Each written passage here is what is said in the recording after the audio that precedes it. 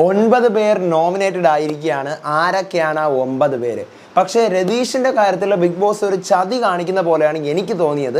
കാരണം രതീഷിനെ അവിടെ ഒരു കണ്ടസ്റ്റൻ്റ് ആയിട്ടല്ല കൊണ്ടുവന്നത്. കാരണം രതീഷ് ഗസ്റ്റ് എന്നുള്ള ലെവലിലാണ് ഇപ്പോഴും ഇരിക്കുന്നത്. ഒരാഴ്ച കഴിഞ്ഞ് രതീഷ് എന്തായാലും പടിയിറങ്ങും. പക്ഷേ ഇത് കാണുമ്പം രതീഷ് എന്ന് പറയുന്നത് ഈ ബിഗ് ബോസ് സീസൺ 6 തന്നെ ഒരു എക്സ് കണ്ടസ്റ്റൻ്റ് ആണ്. ഒരു എക്സ് കണ്ടസ്റ്റൻറ്റിനെ തന്നെ ആ സീസണിലെ ഗസ്റ്റായിട്ട് കൊണ്ടുവരുമ്പോഴത്തേക്കും ബാക്കിയുള്ളവരൊക്കെ കളിക്കുന്നു, അയാൾക്ക് കളിക്കാൻ പറ്റുന്നില്ല, ഗസ്റ്റായിട്ട് നോക്കുകുത്തിയായിട്ടിരിക്കുന്നു.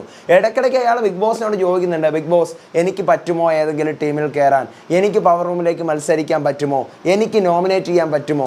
അപ്പം അത് എനിക്ക് ഭയങ്കര ഒരു വലിയൊരു ചതിയായിട്ട് തോന്നി. അയാൾക്ക് ഭയങ്കര മെൻ്റൽ സ്ട്രെസ് ഉണ്ടാവും. കാരണം അയാൾ ഗസ്റ്റ് ആയിട്ടാണ് നിങ്ങൾ കൊണ്ടുവന്നെങ്കിൽ അയാൾ തീർച്ചയായിട്ടും ഒട്ടും ശരിയായ ഒരു ഏർപ്പാടായിട്ട് എനിക്ക് ഫീൽ ചെയ്യുന്നില്ല.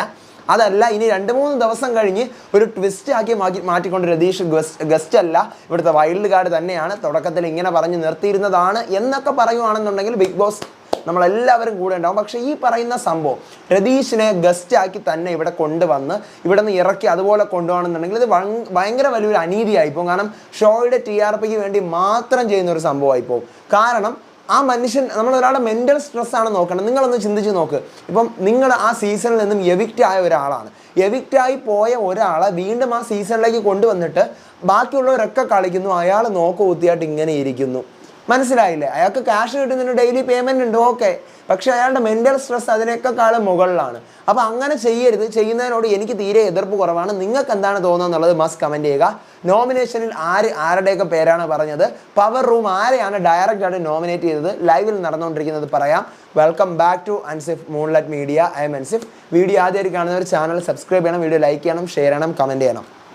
അപ്പോൾ ഡയറക്റ്റായിട്ട് ബിഗ് ബോസ് നോമിനേറ്റ് ചെയ്യാൻ പറയുന്നുണ്ട്. അപ്പം ഡയറക്റ്റായിട്ട് പവർ റൂം സായി, നന്ദന, ശ്രീരേഖ, ശരണ്യ ഇവർ 4 പേരും ഡയറക്റ്റായിട്ട് നോമിനേറ്റ് ചെയ്യുന്നത് നമ്മുടെ ജാസ്മിനെയാണ്. കാരണം ഈ പറയുന്ന അടുക്കളയിൽ നടന്നിട്ടുള്ള ഇഷ്യൂസ് കാരണം ജാസ്മിൻ്റെ പണിയെടുക്കാനുള്ള ബുദ്ധിമുട്ട് കാരണമാണ് എല്ലാവരും ജാസ്മിനെ ഡയറക്റ്റായിട്ട് നോമിനേറ്റ് ചെയ്യുന്നത്. പിന്നെ അഭിഷേക് ശ്രീകുമാർ ഓൾറെഡി നോമിനേറ്റഡ് ആണ്. കാരണം ലാലേട്ടൻ 2 വീക്ക് നോമിനേഷൻ കൊടുത്തിട്ട് ഇതുവരെ തീർന്നിട്ടില്ല. അപ്പോൾ ഈ വീക്കും കൂടി അഭിഷേക് ശ്രീകുമാർ ഡയറക്റ്റ് നോമിനേറ്റഡ് ആണ്. അപ്പോൾ അതുകൊണ്ട് അഭിഷേകിനെ നോമിനേറ്റ് ചെയ്യാൻ പറ്റത്തില്ല. പിന്നെ ക്യാപ്റ്റൻ റസ്മിനെ നോമിനേറ്റ് ചെയ്യാൻ പറ്റത്തില്ല. സായി, നന്ദന, ശരണ്യ, ശ്രീരേഖ ഇവർ 4 പേരും പവർ റൂമാണ്. അവരെ നോമിനേറ്റ് ചെയ്യാൻ പറ്റത്തില്ല.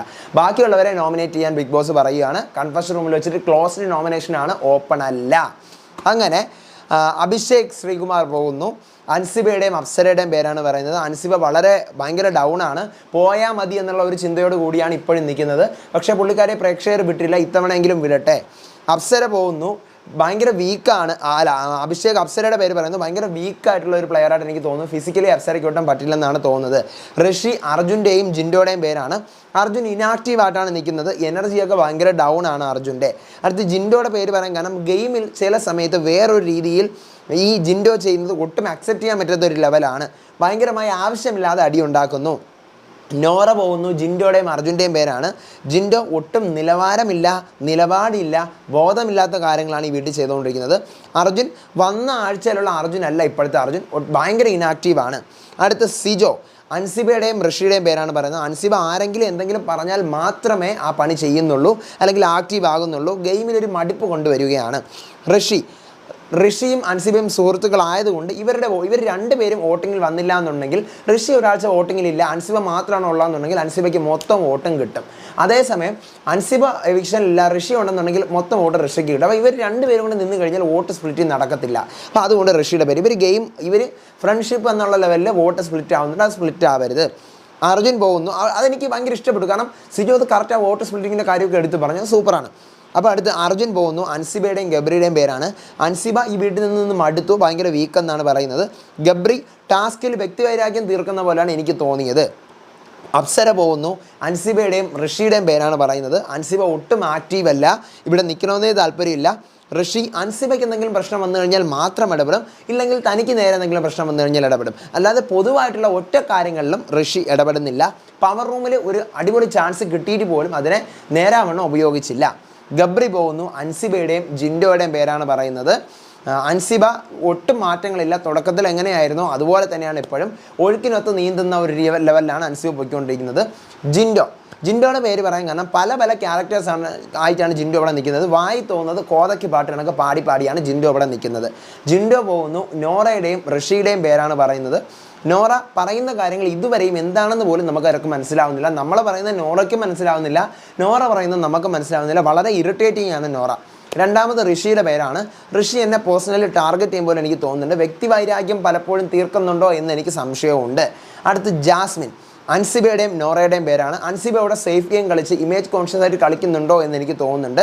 പിന്നെ നോറ വിക്ടിം കാർഡ് ഇറക്കി എപ്പോഴും എന്നെ ആരെങ്കിലും എന്തെങ്കിലും പറഞ്ഞ് എന്നെ എന്തെങ്കിലും ചെയ്ത് എന്നുള്ള ലെവലിലേക്കാണ് ഗെയിമിനെ കൊണ്ടുപോയിക്കൊണ്ടിരിക്കുന്നത്.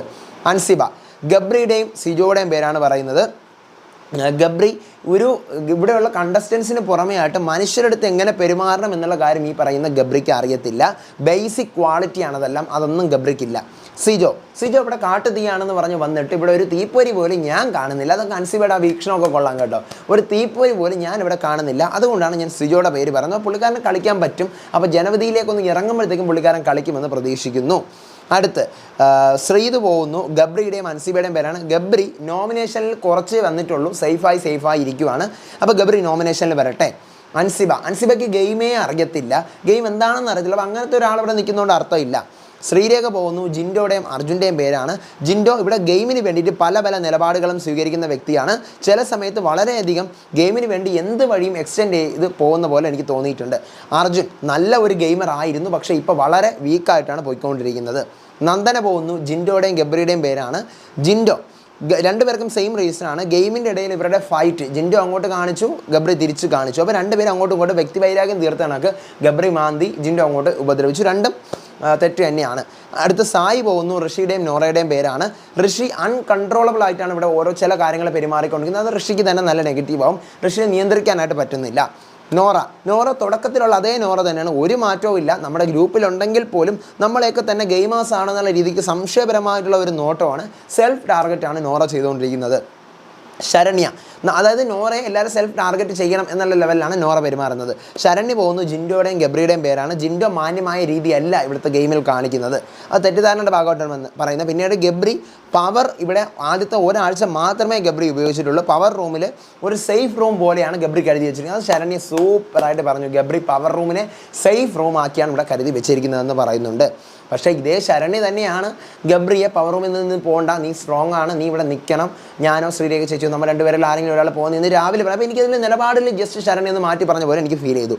ദെൻ റസ്മിൻ. സിജോയുടെയും ജിൻഡോയുടെയും പേരാണ്. സിജോ കാട്ടുതീയല്ല, ഇവിടെ വന്നിട്ട് സ്വന്തം ഗ്രൂപ്പിന് വേണ്ടി ഒരു 50% പോലും കളിക്കുന്നില്ല. കാര്യം തിരക്കിയപ്പോൾ ഞാൻ കളിക്കാത്തതാണെന്ന് പറയണം. അപ്പോൾ എന്താണെന്ന് അറിയത്തില്ല. അപ്പോൾ നോമിനേഷനിൽ വരട്ടെ. അടുത്ത് ജിൻഡോ. സ്വന്തം ഇഷ്ടം ഉള്ള സമയത്ത് മാത്രമാണ് ജിൻഡോയുടെ ഡ്യൂട്ടികൾ ജിൻഡോ ചെയ്യുന്നത്, അതുകൊണ്ട് ജിൻഡോ. അപ്പോൾ ടോട്ടൽ നോമിനേഷൻസ് ഞാൻ പറയുകയാണ്.